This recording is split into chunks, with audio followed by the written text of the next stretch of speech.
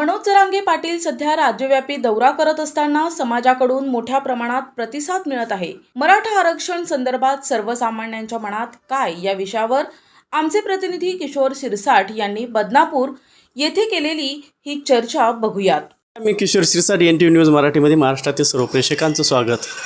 सध्या मनोज जरांगे पाटील हे महाराष्ट्र राज्यव्यापी दौरे करत आहात. त्यामध्ये मराठा भूमिका कशा पद्धतीने घ्यावा, आरक्षणाच्या संदर्भात जे आंतरवाली सराटी या ठिकाणी त्यांनी आव्हान प्रत्येक जिल्ह्यात जाऊन ते करत आहोत. त्या संदर्भात आपण बदनापूर तालुक्यामध्ये जनसामान्याच्या भावना काय आहे त्या संदर्भात आपण जाणून घ्या. माझ्यासोबत डॉक्टर कासर आहे. तुमचं काय मत आहे त्या संदर्भातले आपण डॉक्टर साहेबांकडून माहिती घेऊया. मला असे वाटते की आज मराठा समाजाला खरोखर आरक्षणाची गरज आहे. पूर्वीचा जो काळ होता त्यावेळेस त्यांच्याकडे जमिनी सगळ्या गोष्टीची उपलब्धता होती, पण दिवसेंदिवस परिस्थिती बदलत चालली. आज खरोखर त्यांच्यामध्ये बेरोजगारी अशा बऱ्याच गोष्टी, जमिनीची उत्पन्नाचे गोष्टी साधनं कमी झालेले आहेत. त्यामुळे त्या समाजाला आज शैक्षणिकदृष्ट्या आणि तसेच नोकरीसाठी सुद्धा आरक्षणाची गरज आहे असे मला वाटते. पण एकंदरीत OBC समाज नेत्याकडून काही विरोध केला जातो की OBC कोट्यातून देण्यात येऊ नये, ते न द्यायचं असेल तर स्वतंत्र कोटा करण्यात यावा.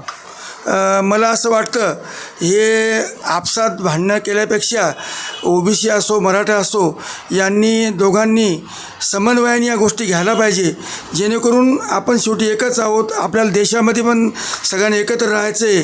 तर आरक्षणावरून समाजामध्ये भांडणं होऊ नये म्हणून OBCचा जर कोटा वाढवून दिला आणि त्या कोट्यामध्ये मराठी समाविष्ट केले तरी त्याच्यावर काही फार मोठा परिणाम होणार नाही. कारण शेवटी आरक्षण जरी दिलं, आरक्षणामध्ये ज्याच्यामध्ये विद्वत्ता आहे त्याचाच शेवटी नंबर लागत असतो, खालच्याचा नंबर लागत नसतो. म्हणून फार मोठा अन्याय होणार नाही. त्यामुळे OBCच्या लोकांनी या बाबतीत फार असा उद्रेक करण्याची गरज नाही, पण त्यांनी आपल्या मराठा बांधवांना आरक्षण कसं मिळेल यासाठी स्वतःहून त्यांना पाठिंबा दिला पाहिजे. एकीकडं मनोज जरांगे पाटील यांनी काल नांदेडमध्ये म्हणाले की त्यामध्ये जवळपास ऑलरेडीच मराठा समाज हा OBCमध्ये आहे. तर कसं आहे तर विदर्भामध्ये गेला तर काही समाज पूर्ण याच्यामध्ये आहे, आरक्षणामध्ये आहे. जवळपास इकडे आहे याच्यामध्ये गेलं जळगावकडे, तिकडं हे भाग असेल किंवा कोकणपट्टी असेल, हा सर्व काही भाग आहे OBCत मोडलेला आहे. राहिला फक्त जो पट्टा जो मराठवाड्यातला तोच हा समाविष्ट करण्यात यावा ही मागणी जरांगे पाटलाची आहे. नाही, त्यांचं म्हणणं बरोबर आहे. कारण विदर्भामध्ये बरेच मराठी, सगळे नाही आहेत पण बरेच मराठी OBCमध्ये हे गेल्या 20-25 वर्षापासून आहेत. काही खानदेशमध्ये पण ते 2 प्रकारचे मराठा आहेत, त्यामधले काही मराठी OBCमध्ये गोष्ट खरी आहे. पण आता आपल्या राज्याची प्रांतवर रचना झाल्यामुळं काही गोष्टी मराठवाड्यात मागासलेपणे राहून गेला, त्याच्यामुळं ते काही करता नाही आलं. परंतु OBCमधूनच व्हावं त्यापेक्षा त्यांना स्वतंत्र आरक्षण दिलं किंवा OBC कोटा वाढवून त्यांना समाविष्ट केलं तर बरं राहील. मनोज जरांगे यांना महाराष्ट्रातील समाज बांधवांचा प्रचंड प्रतिसाद मिळतो आहे. त्यामुळे त्यांचा जो लढा आहे तो नक्की यशस्वी होईल असे मला वाटते.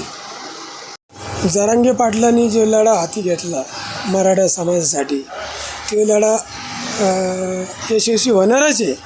आणि ते OBC समाजातले जे नेते जे मराठा बांधवाला आरक्षण भेटू नये म्हणून जे विरोध करतात बोटावर मोजणे इतके, त्यांचं जे पोट दुखतं आहे की बाबा या मराठा समाजानं आजपर्यंत लहाना भाऊ म्हणून जे OBC समाजाला मदत केली, त्या नात्यातून त्या OBC समाजात नेत्यांनी बी आता मराठा समाजाकडे बघण्याचा दृष्टिकोन बदलावा आणि मराठा समाज जे आता मागासलेला आहे, आर्थिक मागासलेला आहे, त्या विचारानं त्यांना आरक्षण भेटण्यास मदत करावी. जो आरक्षणाचा मुद्दा प्रलंबित आहे, जवळपास राज्य सरकारने जो 30 दिवसाचा कार्यकाळ दिला होता मनोज जरांगे पाटलाला आणि मनोज जरांगे पाटलांनी वाढीव त्याला 10 दिवसाचा कार्यकाळ दिला होता. त्याच्यावरती अद्याप जवळपास आता दिवस उलटून जात आहे. आता 14 तारखेला आंतरवाली सराटीमध्ये मोठी सभा होणार आहे. त्यासाठी मनोज जरांगे पाटील राज्यभर व्यापी दौरे करत आहे. जिल्ह्यामध्ये त्यांना अनेक समाजातून त्यांना मराठा समाजातून त्यांना प्रतिसाद देखील मिळत आहे. जर कधी आरक्षणाचा मुद्दा जर निकाली निघाला नाही सरकारवर, याचा परिणाम काय होऊ शकतो? नाही, मराठा समाज हा खूप मोठा समाज आहे महाराष्ट्रात आणि मराठा समाजाची खूप मोठी ताकद आहे. आत्तापर्यंत हा समाज संघटित नव्हता, त्याच्यामुळं या मराठी समाजाला आरक्षण मिळालेलं नाही आहे. जर मराठी समाजाला आता ह्या इतक्या मोठ्या आंदोलनानंतर आरक्षण मिळालं नाही तर ह्याच मराठा समाजात कोणतंही सरकार उलटण्याची ताकद आहे. त्याच्यामुळं सरकारने यांच्या जे काही आरक्षणाचा मुद्दा आहे याच्यावर सहानुभूतीपूर्वक विचार करून जे कार्य तुम्हाला वेळ दिलेला आहे 30 दिवस मागितलं होतं सरकारनं. जरांगे पाटलांनी त्यांना 40 दिवस दिले. या 40 दिवसात मराठा समाजाचा आरक्षणाचा हा मुद्दा यांनी पूर्णपणे त्यांना आरक्षण मिळवून देण्याचे प्रयत्न करावे आणि मिळायलाच पाहिजे अशी माझी प्रामाणिक इच्छा आहे. मनोज जरांगे पाटील यांनी आंतरवाली सराटी या ठिकाणी 17 दिवसाचं उपोषण त्या ठिकाणी शांत पद्धतीनं केलं होतं, आमरण उपोषण. शासनाची मोठ्या प्रमाणात ते उपोषण त्या ठिकाणी सोडावं अशी त्या ठिकाणी मागणी होती आणि या मागणीला मान देऊन मनोज जरांगे पाटील यांनी ते उपोषण सोडलं. शासनाच्या माध्यमातून 30 दिवसाचा कालावधी मनोज जरांगे पाटलाला मागितला होता, परंतु मनोज जरांगे पाटलांना मोठ्या मनाने शासनाला सांगितलं की मराठा समाजाचे जे प्रश्न आहेत हे प्रलंबित प्रश्न सोडवण्यासाठी मी 10 दिवस माझ्याकडून देतो, 40 दिवसाचा कालावधी त्या ठिकाणी मी तुम्हाला देतो, तुम्हाला सर्वोपरी प्रयत्न तुम्ही करा. मराठा समाजाला ओबीसीमध्ये कुणबी या प्रवर्गातून कुणबी याच्यातून तुम्हाला आरक्षण देण्यासाठी काय काय तरतुदी लागेल ते या 40 दिवसामध्ये कराव्यात आणि मराठा समाजाला आरक्षण द्यावं. परंतु सरकारने कधी या 40 दिवसामध्ये वेळ काढूपणा केला आणि आरक्षणाचा प्रश्न असा प्रलंबित ठेवला. महत्त्वाचं की मराठा समाजाला आरक्षण मिळालं पाहिजे, परंतु आरक्षण देताना हे कायद्याला धरून पाहिजे, कायद्याला टिकणारं पाहिजे.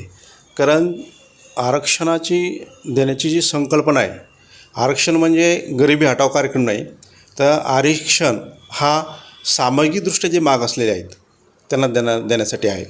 परंतु मराठा समाज हा सामाजिकदृष्ट्या मागासलेला आहे का याच्यावर सध्या पूर्ण खल चालू आहे आणि माननीय सुप्रीम कोर्टाने आरक्षण देतेवेळेस 50% अट घालून दिलेली आहे की 50%च्या पुढे आरक्षण गेलं नाही पाहिजे. परंतु मराठा समाजाला समजा आरक्षण जर द्यायचं मग तर 50%च्या पुढं जातं आरक्षण.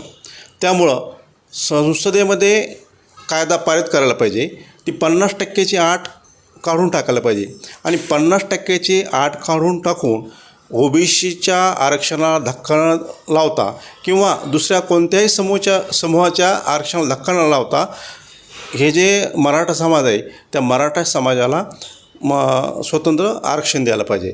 पण आता हे कधी शक्य होईल? हे त्यावेळेस शक्य होईल ज्यावेळेस 50%ची अट ही काढून टाकली जाईल. 50%ची अट कोणाला काढून टाकण्याचे अधिकार आहेत? हे केंद्र सरकारला कायदा पारित करावा लागतो, संसदेमध्ये अधिवेशन बोलावं लागेल, त्याच्यामध्ये अधिवेशन बोलवून एक विधेयक पारित करावं लागेल, एक कायदा पारित करावा लागेल आणि माननीय सुप्रीम कोर्टानं जे 50%ची अट जे टाकलेली आहे ते इंदिरा साहनी याच्यामध्ये खटल्यामध्ये, तर त्या खटल्यामध्ये जी अट टाकलेली 50%ची अट तिथे अट काढून टाकून की 50%ची अट काढून टाकून हे वाढवायला पाहिजे आरक्षणाचं मर्यादा. आरक्षणाची जर मर्यादा वाढवली 50%च्या पुढे तर मराठा समाजाला जर आरक्षण दिलं आणि ते 50%च्या पुढं जरी गेलं ते कायद्याला धरून राहील आणि टिकेल ते आरक्षण. त्यामुळे 50%ची अट काढून टाकणे आणि मराठा समाजाला त्या कायद्याला धरून आरक्षण टिकणे हेच महत्त्वाचं आहे. ह्या होत्या बदनापूर तालुक्यातील जनसामान्यांची भावना. मराठा आरक्षण मिळालं पाहिजे हे संदर्भ लक्षात घेऊन राज्य सरकारने कायद्यामध्ये हा प्रस्ताव संसदेकडे पाठवला गेला पाहिजे आणि कायद्यात तरतूद केली पाहिजे. 50%ची मर्यादा वाढवून त्याच्या पुढे मर्यादा नेली तरच मराठा समाजाला आरक्षण मिळू शकतो आणि ओबीसी समाज जो असेल त्याच्यावर अन्याय होणार नाही. कोणत्याही समाजाला आरक्षणाला धक्का न लागता मराठा समाजाला आरक्षण मिळू शकतं हे जनसामान्याची भावना या ठिकाणी व्यक्त झालेली आहे. मी किशोर श्रीसाटचा NT न्यूज मराठी, बदनापूर, जालना.